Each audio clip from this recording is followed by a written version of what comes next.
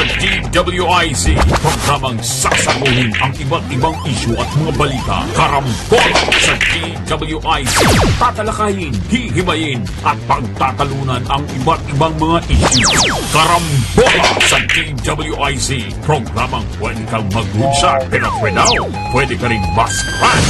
At ngayon, narito na ang inyong mga karambulista at ang programang Karambola sa DWIZ. Magandang umaga po sa atin lahat. Ito po ang inyong programang Karambola, Miyerkules, Disyembre 27. December 27 po ngayon. Balik pasok na tayo lahat sa ating mga kababayan na inabot ng hanggang 3 araw. So, 3 araw. Extended ang ating extended holiday. ang ating mga holidays. Ito po inyong kaibigan na Jonathan de la Cruz. Samahan po nyo kami hanggang mamayang alas 10 na umaga. Siyempre kasama natin paring Joel Laksamana na galing pa sa Quezon. Iniintay natin yung labas ng Espasol. Good morning, paring Joel. Magandang umaga sa inyo lahat. Magandang umaga po yung ating mga iba pang kasama dito, kapartners natin, anchors dito sa ating programang Karambola. Si paring Conrad Banal ay palagay ko, naubos niya yung kanya in-order kay Chinchin. Pinagongang bagnet. Ayan. Binagoongan din ba siya? Oo, lahat tayo. Lahat tayo. Maraming salamat ulit. I see na mapaparami ka na sa kanin, kaya handa nyo yung metformin. maraming salamat ulit kay Chinchin at kay Doktora. At saka kay Doktora. Napakatindi ang inyong pagpapagamot ng metformin ni parang Joel. Dadagsaang mga order sa inyo dahil kinalat ko yung number nyo tsaka yung menu matindi. Siyempre si Attorney Trixie Cruz Angeles. Ay hanggang ngayon ay threat pa rin niya yung ganyang pagbibigay ng pasalubong na tableya. Ihahatid yata niya yung kanyang mami sa airport at ng pabalik sa US. Siyempre, sandali lang naman ang bakasyon ni Mami dito sa Pilipinas. Babalik siya ulit sa Houston. Kumain lang ng bagnet.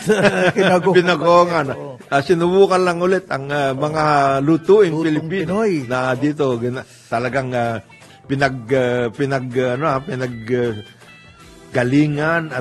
pinanggalingan at pinag-ayos ni Chinchin. Matindi si Sir Chinchin. Merry Christmas din nga pala yung kaibigan natin si Philip Cruz. Na-desisyon na yung regalo sa Attorney Philip Cruz na at saka si Lisa. Si Lisa at saka si John. Ang may bahay niya si Lisa at siyempre ang anak nila si John. Merry Christmas sa inyo. Siyempre sa lahat ng mga hindi namin nabati ay batiin namin ulit kayo. At papunta na rin tayo sa isang mapagpalang bagong taon. Tuloy-tuloy po ang ating programang Karambola dito sa DWIZ at Aliw 23. Mapapakinggan po kami sa website na www.DWIZ882am.com at siyempre, kasama na dyan, i-download po ninyo ang inyong mga DWIZ app sa iOS. At meron din po tayong hotline.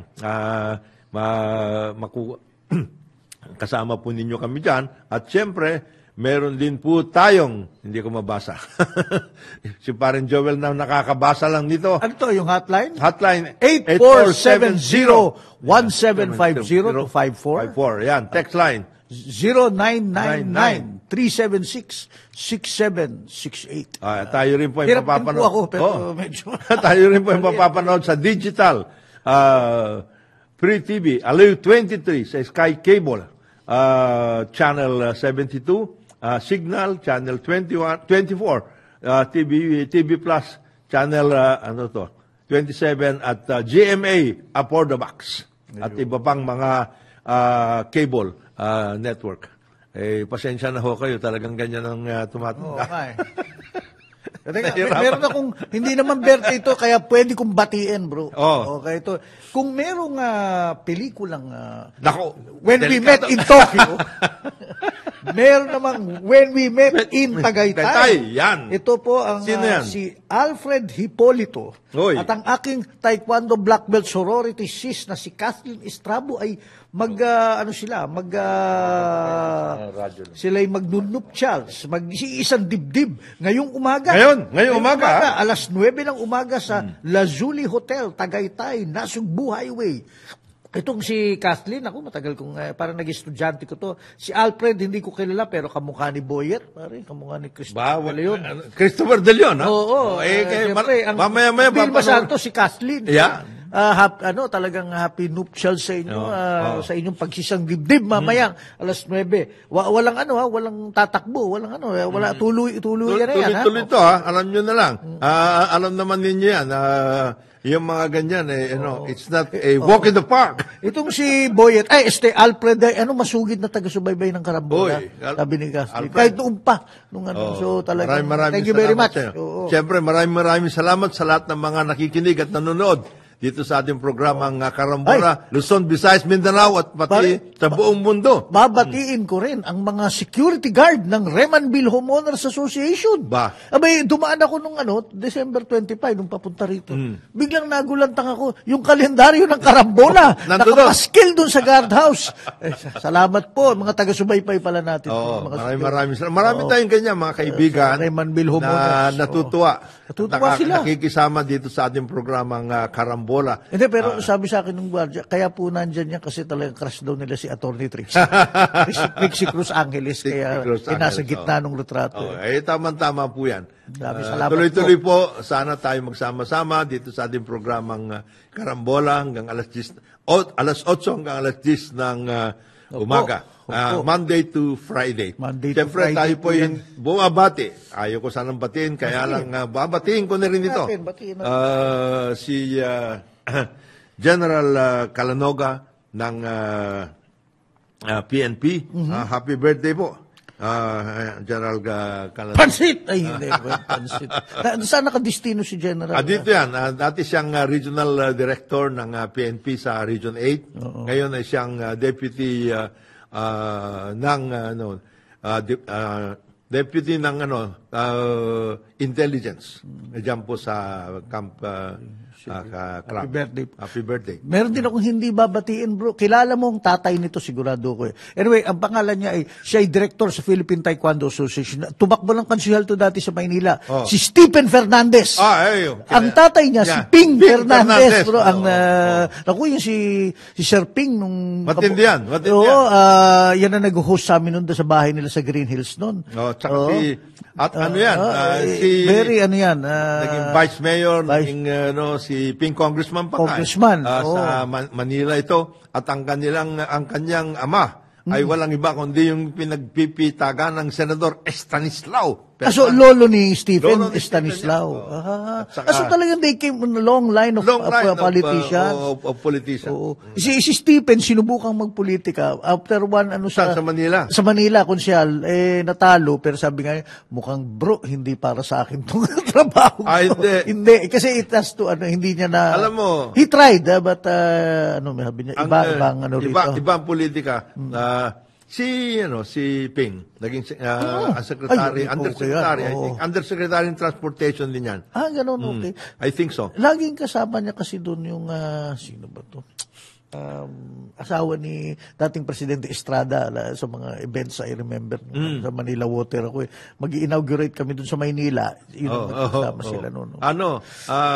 Maayos na pamilya. Nakatira sila dati dyan sa may Concepcion, Aguila ba yun? Oo. Diyan sa may, malapit sa Malacanang. Gano'n? Oo. Okay. Malapit sa San Beda at saka Holy Spirit. I see. Diyan sila. Distrito talaga nila ng Maynila. Distrito nila Ping yan. Okay. Ako inabot ko nung nandun na sila sa Green Hills, katapat nila yung kauna-unahang branch ng Guda. Ayun. May tulay. May tulay. Yung dati nandun sila. Tapos, anyway, happy birthday, bro, Pen. Pen ang tawag namin si Sir Stephen. Beloved yan sa Philippine Taekwondo Association dahil yung hindi niya naman sa politika, doon na niya binuhos sa Philippine.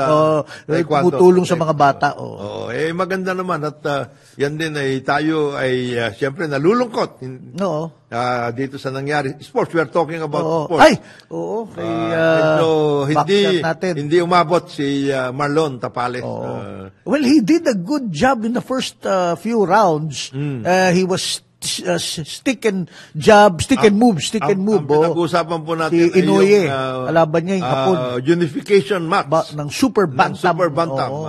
Ano ba ang pangalan ni Inoue? Naoya Inoue ng Japan. The monster, ang sinasabi Oo, the talagang monster. matindi. Saka si Marlon Tapales. Ang ginawa niya nung pagkatapos ng fourth round, he started stalking, ini-stalk Nakita na niya. Nakita na niya paano lalaruin to at napabagsak niya si Marlon, and then later 10th round na stop niyang tuluyan. So, well, that happens. Oh. Kaya tuloy ang inaantay na ng mga tao si John Casimiro. Yan Ano ba yun? si Alas, my boy. Champion na ba yun? Well, hindi eh. Ang nangyari, yung career niya kasi medyo wala siyang trainer na maayos ngayon. Yung dati niyang promoter, nagka-iwalay sila. But he's still young, and then he's training sarili niya dito sa Pilipinas. Pero yung huling laban niya, it was very lackadaisical. Halatang hindi natuturuan. Ang lakas sumuntok nito. Si Inoue, natatakot dito. Kasi malakas sumuntok tong bata Si natin, si John Riel Casimiro. Ay tayo makikiusap na sa dating kumuha siya ng magandang trainer, magandang grupo. Nakikiusap na tayo sa dating ABAP President, boxing President, Congressman Manny Lopez. Good morning at Merry Christmas sa iyo, Kong. At siyempre sa ABAP Group, nandiyan ngayon ang MVP. MVP may hawak ng ABAP sa ngayon. Baka gusto po ninyong ampunin itong si John Casimiro. Alas ang pangalan. Alas, my boy. Parang gano'n Quadro Alas. Isa actually a personality yung nagsasalita. Yung charismatic. Yung nga lang, alam mo naman ang boxing pag umabot ka sa higher levels na. Parang si dating Senador Manny Pacquiao. Kailangan may mag-handle sa'yo. Kasi kung hindi, wala. Sayang lahat. Sayang lahat yung galing talent mo Itong si Inoue, si The Monster. Matindi ito. Matindi. Pero sa tingin mo, parang Joel, kaya niya. Kaya niya itong si The Monster. Kaya niya. Actually, kahit na si Marlon, medyo kailangan pa ng konting hasa pa si Marlon siguro. Dati sana nga si Nonito Donaire, pero si Nonito medyo nagkaroon din ng problema yan. Well, nagkaedad na rin siya. Look, he's not at his peak anymore. Tsaka nagkaroon ng problema rin yan dahil paiba-iba rin yan ang promoter niya dati. Tatay nga niya, naging coach niya. Nag-away naman sila. Rin Mahirap Kailangan nyo may pagkadisiplinado at medyo maayos ang iyong programa. Kagaya na nangyari kay Senator Pacquiao. Nakita mo naman ang ni Senator Pacquiao. Pero ang importante, hindi lamang isa, dalawang mga fighters natin o mga boxers, kundi yung programa talaga. Kasi magaling ang Pinoy. Magaling ang Pinoy pagdating dyan. Yan, taekwondo. Meron pa tayong isa, si Mark Magsayo, na natalo lang huling laban niya pero now is on the comeback trail. Dalawa yan Kaya Kaya nga si John Casimiro. Parehong bantam mo ito. Hindi, mas mataas yata ang weight ni Mark Magsayo. Now, si Mark naman, magandang coaching at ngayon, he's campaigning from California mula sa US. So, hopefully, sana ayos din. Ayos din yan. Kasi ang boxing, iba, magagaling din. At saka, kalaban mo, Meksikano o kaya yung Hapon, ang lalakas. Hindi. Tsaka yung mga may talagang tradition. Din sila, tayo may tradition din talaga. Kaya natin yun. Kagaya yung si Yumir, yung ating Asian. Ayun, matindi ang promise nun. Magaling din yun. Pwedeng middleweight yun Kaya niya mag-workout. Pero yun na nga sinasabi ho natin, ang sports kailangan programmatic. Medyo kailangan disiplinado, meron talagang yung mga kailangan mismo sa field na yan, mga equipment, trainers, siyempre yung pagkain, lahat, etc. Importante yun. Dati yung grupong Elorde Promotions, malakas na yun. Ewan ko, pati si Senator Manny naman, meron din siya MP Promotions. Meron din siya. Sana, kunin niya itong mga promising na mga boxers natin. tulungan niya. Meron nga at, siyang sakali. ano ngayon may anak siya na boxing boxing pero din. minsan nakikita ko body language ni Manny. Oo. Ayaw niyang kaya nga ako nagboxing para hindi Para hindi na ka kayo magboxing. mag-boxing. Parang farmers, ha? Di ba yung ganun? Pero yung bata, hindi niya maawat nanalo nga nung huling laban So, Nagkikipag ano din ngayon, ha? oo.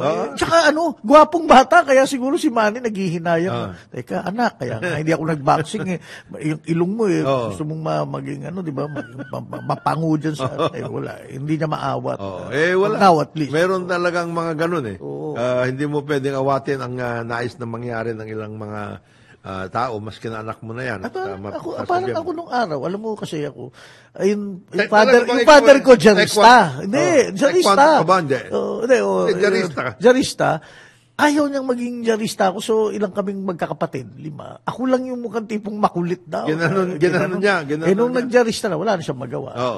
Siyempre. At saka ano na niya yun, pride na niya yun. Later, but later. really, nung high school ako, college, Ayaw niya. mag-law ka nga, or something, whatever, di ba? Huwag na yung magtyadyaryo. Those are Kaya the meron things. mga ganon. May ganon. Same thing kasi the apple does not fall far from the tree. Meron daw ganon mga Di ba yung mga anak ni Codinera, lahat yun naging basketball player. Meron nung si dating Solicitor General at naging ambassador natin sa Canada. Ambassador Solgen Raul Goco. Yung kanyang anak mahilig sa ito yung may-ari ng yung Greek restaurant na masarap at saka yung green something restaurateur talaga ito. Pero si Ambassador Solgen Goco pati yung kanyang misis gusto nilang maging abogado siya. So sabi niya pinilit siya, sabi niya sige na nga nag-abogado pero ngayon siya, restaurateur. Bumalik siya. Hindi siya nag-abogado, hindi niya practice. At siya ngayon, very successful. Very successful na restaurateur. Anak ni Ambassador Solgen Goco at saka si Marieta Primisas Goco. Hindi ko matandaan na ngayon. What you're saying is medyo maaring lumihis. Pero maaring babalik sa kahiligan Kaya nahilig niya yun Sabi niya, pinagbigyan niya tatay niya, ang mga magulang niya, pinagbigyan niya. Sabi, sige. Meron akong kaklase dati, nung grade school sa Ateneo, pero si Regis Puno. Si Reggie. Yun, kasi, ba si Reggie? Oo, kasi lahat yun, yung mga magkakapatid, mga abogado siya, lumihis saglit kasi inisip niya. Wala, doon din bumalik. At, magaling, successful na lawyer. Successful. Very well. Yung Puno Law Office kasi, siyempre, talagang matindi yung kanilang ama. Dating Justice Secretary, Justice Puno, Ricardo Puno Sr. Siyempre, ang kanyang eldest nila, si Dong. Si Dong. Magaling na abogado yun. Kaya ko naalala si Regis kasi nung grade school, kami, between the two of us, kami yung pinakamalaking collection ng Hardy Boys. Yung libro. Kami dalawa mahilig. So by later, nung nasa Manila Water ako, abogado siya ng Maynila. But at that time, inamin niya ang tawag dito, Johnny come lately sa law. Siya yung huling na pumasok. Pero yan, naging diba? Ganun talaga yan. Papasok ka rin sa ganun. At pagbibigyan mo mga magulang mo, in the end, nagugustuhan mo na rin. Diba? Ganun ang nangyari. Ito mo nagsasabi, lalayo pa ka ba? Si Ferdinand Marcos at si Junior at si PBBM. Ayan. Tuloy pumasok yung usapan na yun nga si PBBM daw ang daming investment na inaipasok sa Pilipinas. Originally, trillion. Ewan ko kung sinong gumagawa ngayon ng biography. Siyempre lahat naman yan gagawa ng ganun. At least sketches of the life of PBBM. Ang masasabi ng iba, lalo na yung mga matalik niya mga kaibigan, ang kanyang kinukwento dati, ang gusto niya maging scientist. Space astronaut nga kaya gusto nga pala niya. may rocket nun, di ba? Pinangalan pa kay Presidente PBBM. Yun ang ambisyon ni FM para sa kanyang anak. Hindi, siya. Siya mismo. Siya mismo. Oo. At mahilig yan sa musika, ang kanyang paborito, siyempre Beatles, Oo. London bred to. Oo. So, medyo ganun ang kanyang dati. Wala siyang kahilig-hilig sa politika. Wala. As much So as there you possible. go. There you go. That's one example again. As much as possible, ayaw na ayaw niya. Siguro nakita rin niya. Pero after some time, siguro during the exile, kasi nag-governor muna siya, Nag-governor lahat, siya. 1980s, Sa Ilocos. etc. sa Ilocos. And then, siyempre, nagkaroon na sila sa exile. Siguro in the course of time, na-realize niya, paano namin ayusin ang aming buhay? Paano namin ayusin ang aming pangalan kung hindi naman ako sasabak sa politika? Baka yun na naging niya. Kaya, from the time na bumalik sila rito, yun na, tuloy-tuloy na rin siya. Tuloy-tuloy na. Oo. Interesting nga pala, I was telling you kanina na panood ko yung, this was done 6 days ago, in-interview, kita natin, kaibigan natin, si Katunying, in-interview yung ating third richest man in the Philippines, si Ricky Rason. EKR. Ang ganda ng Also interview. known Then as sometime in the middle of the interview, pinag-usapan yung kay PBBM nga. At sinabi Kaibigan niya? kaibigan Matalik niya. ang Friend kaibigan ko siya. But, nahihirapan ngayon. Pero ganyan talaga sa simula. And he thinks na sa dami ng problema sa Pilipinas, ganyan talaga. Ang daming Oo, na problema kaya na sabi niya, hindi na-resolve. sabi niya, intindihin niyo yung presidente, ginagawa niyan lahat. At kami naman business community, tumutulong They're trying kami. to help, But yun na nga, naipon na itong mga problemang to kaya natatagalan. Pero meron lang siyang binagsak na salita. I told you this na sinabi niya, sana by midterm, at least yung majority ng mga problemang to maayos kung hindi 2025. kung hindi politics nang papasok at hindi na niya maasikaso yan. Yung mga Very telling. Ano masasabi mo sa statement na yun? Tama si EKR, si Ricky.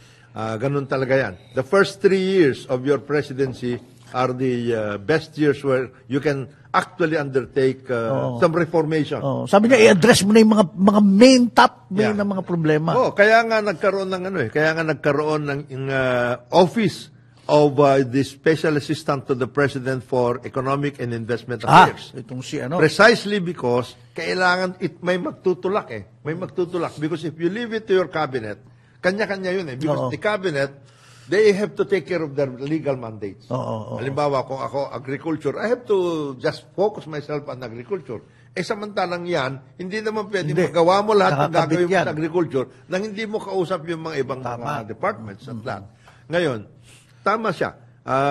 The first 3 years, importanteng pagkukulan mo ng pansin lahat ng mga binabalikat mong problema na iatang sa'yo after your election. Ang ating lang pakiusap, at kung maaari tignan na mabuti ni Presidente BBM, ay in addition to economic and investment affairs, which is a platform that needs to be done because there is such a network, an interconnection among all of the economic and investment agencies in government because maski na ano pong sabihin natin private sector is the engine of the economy, etc. No, government will have to come in because there are a lot of public investments that need to be done before the private sector can come in, especially in a country such as ours, which is heavily dependent on government direction, government planning, etc. and everything. So doon nakapasok yan, economic and investment affairs. But sana mayroong kaakibat, ang sinasabi natin, palagi natin pinag-uusapan ito, parin Joel, na social and regional development platform. Kasi kailangan magkasabay yun because you have to mobilize our people, especially in a country like the Philippines, na talaga naman kulang na kulang ang resources natin. Our people have to be mobilized so that they themselves own up on these particular projects or these particular efforts. Kasi hindi ba pwede yung sinasabi ni Speaker Wallace trickle na down. ayuda, tsaka trickle down, then ayuda. Yung ayuda can enroll you so much. Okay. Alam mo naman yan, ang ayuda, in the end, enhances dependency. Yun ang problema doon. Mendicancy dependency culture. Ang gusto natin magkaroon ng entrepreneurship, a culture of entrepreneurship, a culture of self-reliance. Kasi kailangan mo yun in the end, ang tao lamang, ikaw, halimbawa, pamilya. Hindi mo pwedeng all the while, ikaw magpapakain sa anak mo. Hindi. Kailangan yung anak mo mismo, eventually, after some time, kailangan he has to paddle his own canoe. Hindi pwede yun na, nakatira ka sa bahay, wala ka nang gagawin. Hindi pwede yun. For a long, long time, and that is the good thing about Filipino families, the welfare system is within the family. Nagkakatulungan. But in the end, lahat kayo madradrag down kung kayo mismo hindi nagsisikap di ba? Yun ang kailangan. So, sana magkaroon, we're not talking about ayuda and just ayuda. Oo. Opportunities ang sana ibigay yan. And that particular kind of opportunity can be done by mobilizing our people. And that is why, sinasabi natin, social and regional development. Kaya natin sinasama yung regional development, parin Joel, sapagkat masyadong urban-centric ang ating mga investments. Di ba sinasabi, matagal natin i-disperse ninyo yan. Yung mga pesa-pesa, export zones. Dapat hindi dito mga buildings. Di ba? Hindi yung ating ina-credit na parang sa pesa. Mga building masyadong identified dito sa workout na ito. Kailangan ma-disperse, mapunta sa ibang, kasi marami rin naman opportunities at na hindi natatap sa ibang mga areas natin. No, hindi puro real estate. Hindi pwede. Okay. Samantala, tayo mag-break ng sandali, pero marami tayong pag-usapan kagaya nitong tariff nuts na ngayon ay pinirmahan na ni Pangulong BBM. Ang oras po natin, alas 8:30 na umaga, dito sa ating programang Karambola sa DWIZ. Balikan natin ang ating mga karambulista at ang programang Karambola sa DWIZ. Balik po tayo dito sa ating programang Karambola sa DWIZ. Ito pa rin yung mga kaibigan. Jonathan Del Cruz, siyempre kasama natin paring Joel Laksamana at ang ating mga kapartner, paring Conrad Banal at si Atty. Trixie Cruz Angeles. Baka sa Lunes na makakapasok. Good morning, paring Joel. Good morning. Kung Jonathan, binabanggit mo kanina, if I understand correctly, tingin mo medyo, we have a new secretary for investment and all that, but the tendency will be macro ang kanilang ang mga solusyon nila, investment, getting, di ba, yung digitalization, gano'n. Business but as the thing usual is, we need to may dapat component social development. Social mobilization, as we call it. Social development, social mobilization. Then at the same time, talagang identify na natin ano yung key industries, agribusiness, agri-fisheries. Ganun. Paano natin work out? Saan? Kasi mahirap naman scatter gan lahat at hindi naman natin kakayanin gastusan lahat yan. At least identify na. Hindi ba importante dito? Two questions. One, the LGU component has to be very strong. Precisely. Number two, yung binabanggit mo, example mo, China. Paano ba naiwasan ni Deng Xiaoping na, teka, bakit doon lang kayo sa South nag-i-invest? Paano naman kami dito sa Central? Paano naman kami sa politics will have to come in? Diba? I'm sure si Deng Xiaoping put his foot down. Hindi. Mas malaki opportunity natin sa South. Diyan muna sa Guangdong. How do you address this? That's where the president's... magagalit yung mga iba na ba't kami hindi naambunan? Hindi. Bibigyan namin kayo. Pero hindi ganyan katindi. Kagaya ngayon, one big example, parang Joel. Pagdating halimbawa sa pagkukumpuni ng irrigation systems. Ibig mo sabihin, papakialaman ko, sasabihin ko, sa Cavite, maglalagay tayo. Hindi. Wala ka naman i-irrigate na dyan sa Cavite. Ano na yan? Industrial area na yan. Piliin natin. Piliin mo. Kagaya ngayon, meron mga areas sa Cavite na pwede mo doon talaga maibibigay yung total na irrigation, kasama na dyan yung milling at lahat, etc. Yung area ng Maragondon area na yan. Kasi meron pa, kasi kasakop pa rin yan. Pero, kung yan papabayaan mo at yung LGU, renisone, yung area na yan, ay patay ka na. Para rin yan sa Nueva Ecija. You know that Nueva Ecija, certain areas dyan, talagang agriculture yan. At ang kailangan dyan, agriculture at processing. Kagaya niyan. Alam natin na Bungabon, Karanglan, etc. Yung mga Lupaw, yung area na yan ng Nueva Ecija, yan, good yan for agricultural production. Lalong-lalo na sibuyas. Ilagay mo na lahat nun yung kailangan ng magsisibuyas. Di ba? Para makumpuni mo ng mabuti, para limitado na lang yung ating importation ng sibuyas. Okay. Ganon din yung pagbababoy. Alam naman natin kung saan yung mga meron ng kultura na magbababoy. Batangas, halimbawa, may areas sa Pampanga, ganon. May mga areas specific in certain provinces na talagang magbababoy sila. Ang kanila talaga merong slaughterhouse doon. Lagyan mo na. Slaughterhouse, cold storage, etc. Pati yung logistics requirement to the market, maayos mo na rin. Yung ganong klase.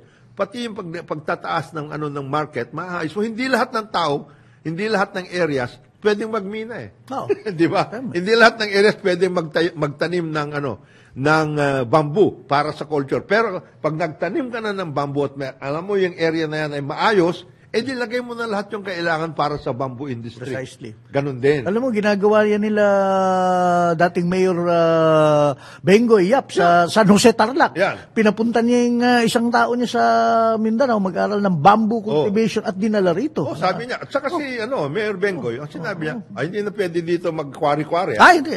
Ayaw ng mining. Ayaw. Pero in the meantime, parang Joel, meron tayong report galing kay Patrol 19, Celi Ortega Bueno.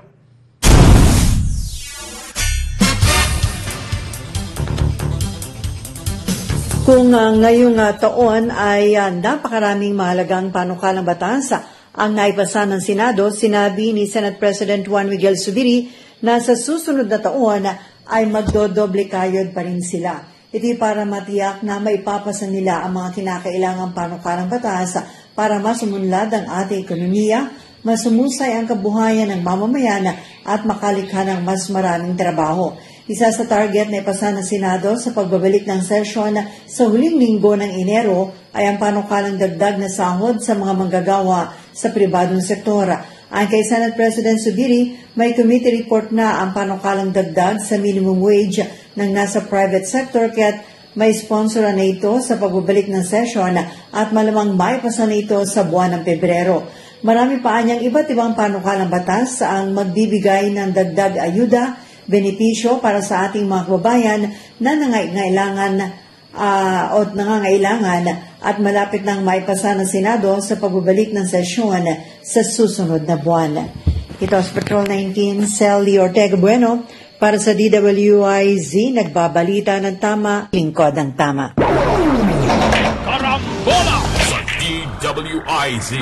Maraming salamat. Yan po ang ating kaibigan Patrol 19, Celi Ortega Bueno, galing sa Senado. Meron pa tayong mga ibang report, parang Joel sa Patrol 30, Jelly Mendez. Gandang umaga. Bahagyang tumaas ang presyo ng mga bilog na prutas sa ilang pamilihan sa Metro Manila. Ito'y dahil sa ilang araw na lamang bago ang pagsalubong ng bagong taon kung saan ay nagkukumahog na sa pamimili ang publiko.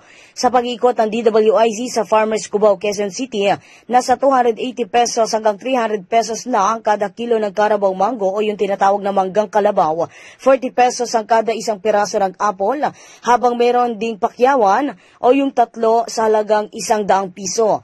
50 pesos naman ang kada isang piraso ng green apple, 250 pesos ang presyo sa kada kilo ng lensones at pinya, habang sa Marikina Public Market, nananatili pa rin ang presyo ng mga bilog na prutas kung saan ay makakabili pa ng 3 piraso ng lemon sa halagang 50 pesos, 25 pesos hanggang 35 pesos sa kada isang piraso ng orange, apple at peras.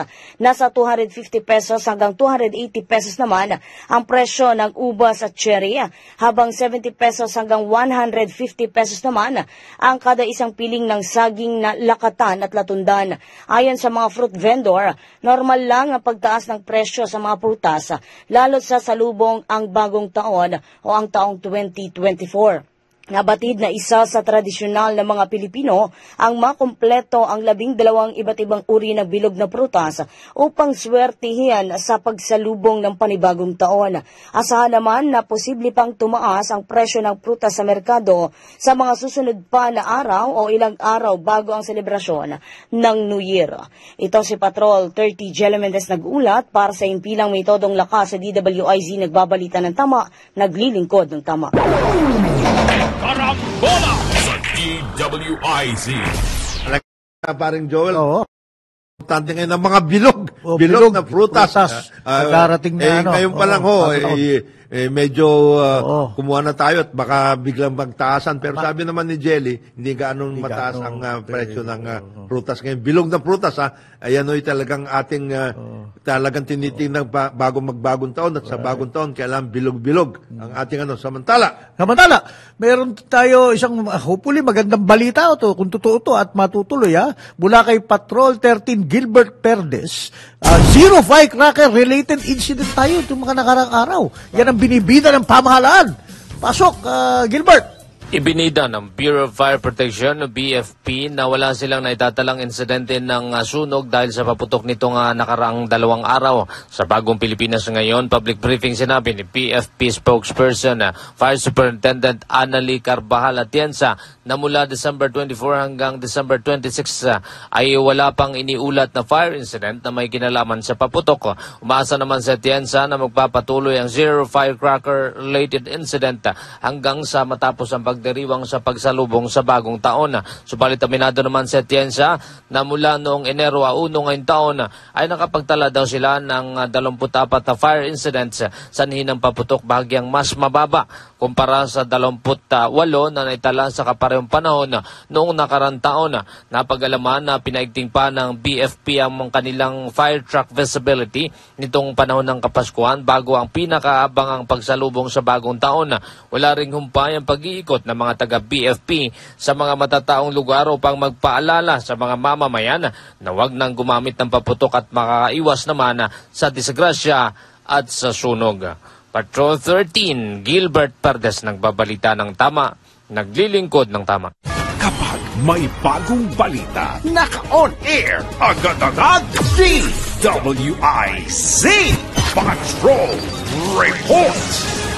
Maraming salamat. Yan po yung ating Patrol 13, Gilbert Perdes. Balik po tayo dito sa ating mga pagtukoy sa mga iba't ibang mga balitang ngayon lamang ay sumambulat sa atin lahat. Ito nga, yung tariff cuts on rice, pork, and rice, pork, and other items ng tariff cuts. Parang in-extend by 1 year. May timeline pa. Hindi 3 months, 6 months, 1 year. Inasahan natin parang Joel na yung rice at saka yung corn para sa feeds at saka pwede rin natin gamitin para sa pagkain at saka yung rice talaga naman despite our efforts at saka alam din naman ni Pangulong Marcos yan na we can only be as much as we can do the best that we will do. We can only have up to 85-90% of our total requirements. We will have to import 10% at least. 10% of that. Alam natin yon. Kaya nga, yung tariff requirements natin dyan, yung tariff rates natin, palagi natin as much as possible, mas mababa para naman makakuha tayo ng magagandang bigas na pangdagdag sa ating harvest. Maski na kasi meron tayong magandang harvest, kulang pa rin yun. Alam natin yun.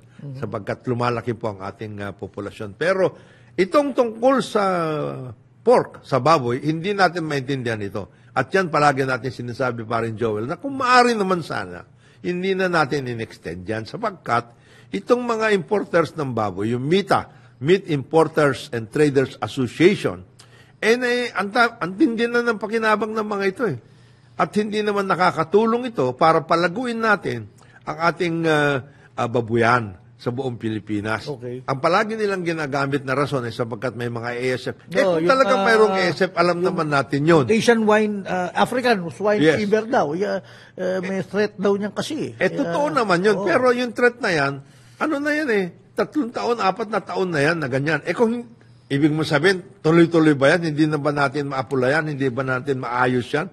Kung talagang yun ang ating problema. At alam naman natin na 85% ng ating requirements para sa pork, galing din naman dito sa mga maliliit na babuyan. Kagaya ng babuyan ni Paring Marlene Ronquillo na malaki na yun. Kaya naghahasa ng gulok yan dahil galit na Hindi pwedeng gawin na rason yan para tuloy-tuloy na binibigyan natin ng pakinabang itong mga importers nito. Kasi hindi rin naman parin Joel na kung ikaw pumunta ka niyan, tanongin mo maski na si Chinchin, bumibili ng ng baboy para sa binagoongan. Para sa binagoongan niya. Ano. By the way, hi Chinchin, hi Doktora, nanonood daw eh.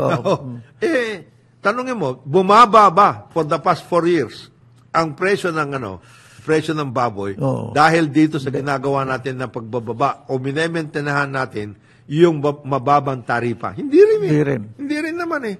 At iyan ba naman naayos ba naman ang ating mga babuyan? Nawala ba yung threat ng ASF? Hindi rin. Ang sinasabi hanggang ngayon, may mga areas pa rin. Alin areas yon? Bakit hindi tayo mag-concentrate? Yun natin sinasabi sa ating mga tiga Department of Agriculture. At saka sa Department of Trade and Industry, sa ating economic group. Bakit natin palaging binibaby itong mga importers ng baboy? Bakit? Anong pangangailangan natin na talaga namang masosolve nila? Hindi rin eh. Hindi nga bumababa ang presyo. Mukhang very influential sila. Super The corridors of power. Ayan. Oo. Ngayon, ano bang klase ang ating Kasi alam namin, ito, parang Joel, nabalitaan ko ito, nakita nila. Yung mga iba nga, binibigyan na nga sila ng pabor, umi-iskierda pa. Ano ibig sabihin ko na umi-iskierda? Nung mga 2 or 3 months ago, naglabas na ang Department of Agriculture mismo ng kalatas na hindi na pwede munang mag-import galing sa Sweden. Ng baboy, ng baboy.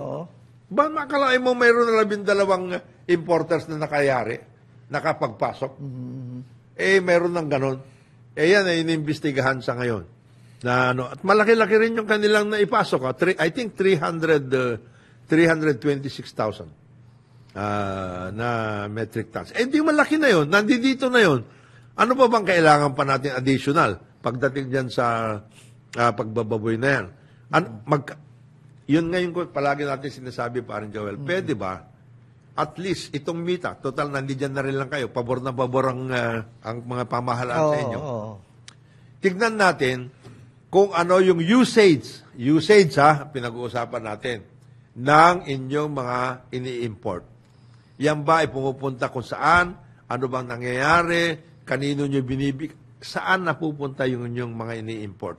Kasi, as much as possible, hindi dapat pumupunta yan sa fresh market kasi ano nga yan, para nga sa mga local na producers dapat yun.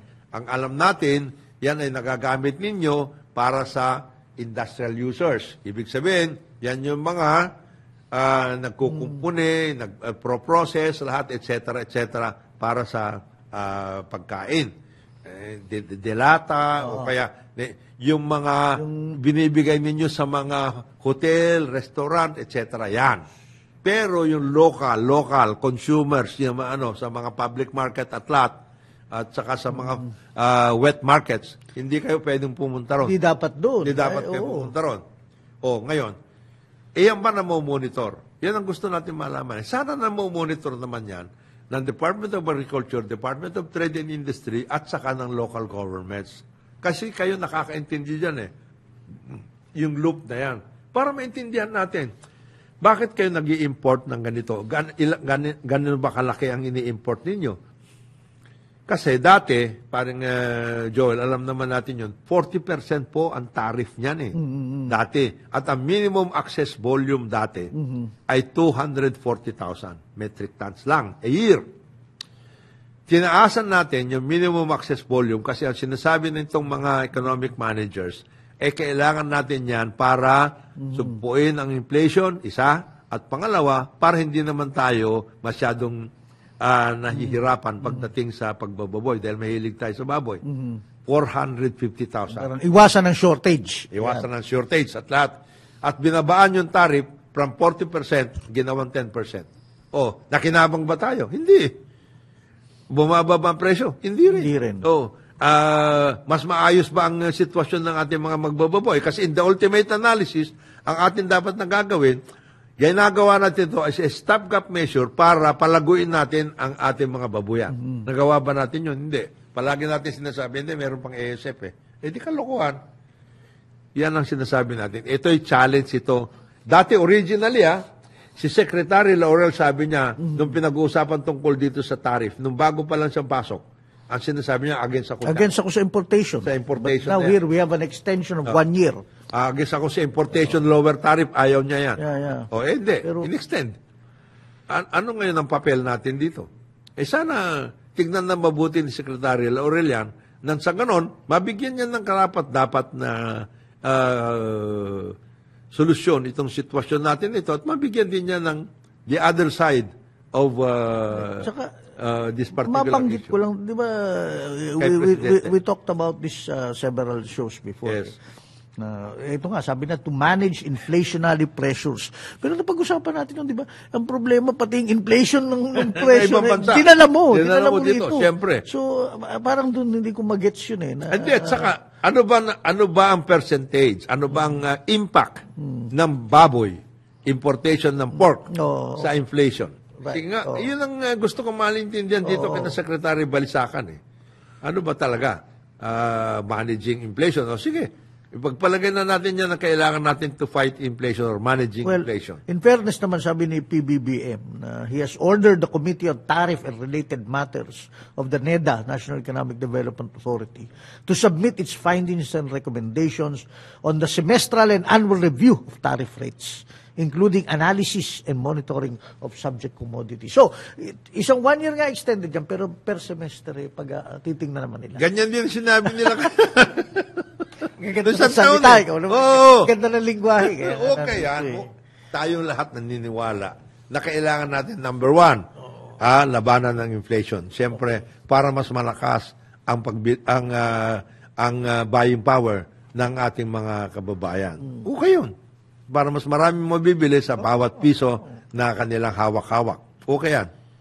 Pangalawa, kailangan natin yan para magkaroon tayo ng hindi sudden na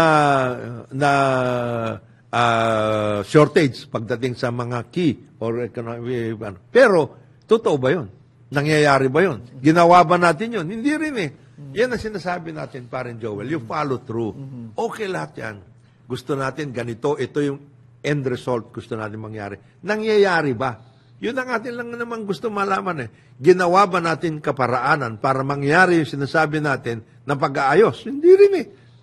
O anong ginawa natin? Tayo ba, yung ASF vaccine ba, inayos natin? Hanggang ngayon, bugbugan tayo tungkol dyan eh. Meron tayong local na develop na vaccine. And I understand, ang promoter niyan, at siya rin, doon din naman na-experiment at nakita mabuti ay yung Central Luzon State University, which is equivalent to UP Los Baños, pagdating sa agriculture. Ginawa ba natin kinommercialize ba natin yung nagawa nila doon na vaccine para sa ASF? Pati yung sinasabi natin, meron ng very effective na vaccine na galing din sa Vietnam. Bakit hindi yun ang i-import natin? Para yung ating mga baboy, medyo magkaroon ng ma-inoculate pagdating dyan sa ASF. Bakit hindi yun ang gagawin natin? Hindi natin ginagawa yun. Ginagawa natin, nag-i-import tayo ng pork na hindi rin naman natin tinitignan yung safety niya mga yan. Kasi, alam mo kung bakit, parang Joel, di ba nung unang nagsabi tungkol doon sa problema ng ASF, napag-alaman na yung palang ASF na lumalaganap at that time, imported ASF. Why? Kasi, hindi naman tinignan ng mga importers at that time, during the time President Duterte, na yung mga pinagkukunan nila ng baboy, meron na palang ASF doon. Kaya na-import natin yung ASF. Sa halip na wala yung ASF dyan sa sitwasyon na yan.